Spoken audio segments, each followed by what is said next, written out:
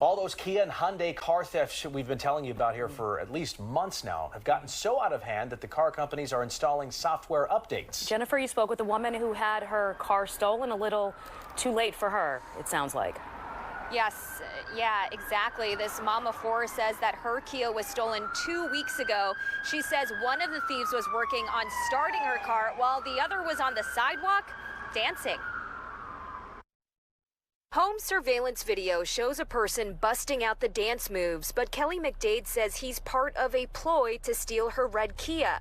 After about a minute, he walks over to McDade's car, then the lights turn on as he runs off. It's like dancing,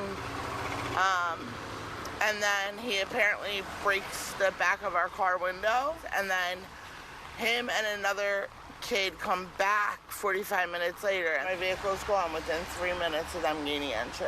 And my car we had just purchased. We had just made the first payment on. For months, Kias and Hyundais have been targeted by thieves after a how-to video was posted on TikTok. This past Sunday, surveillance video in Fishtown shows a group stealing a Kia Optima. The suspect's feet dangling in the air as he dives in through the back window.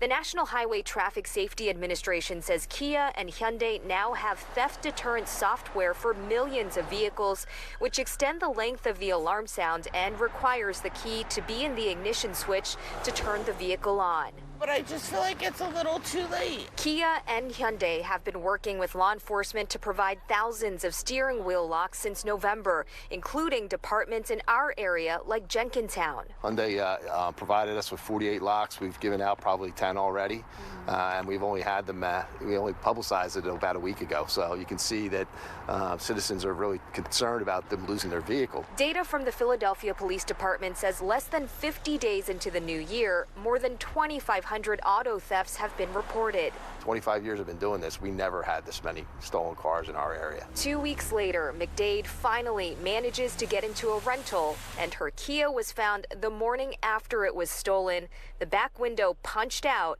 and damage everywhere. Not even 3 miles from our house, crashed and left in a laundromat parking lot.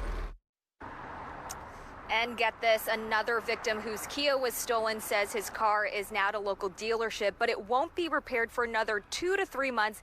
And he tells me it's partly because there are at least 35 other victims ahead of him. Sheba and Jason. Jennifer Lee in Juniata Park, thank you very much.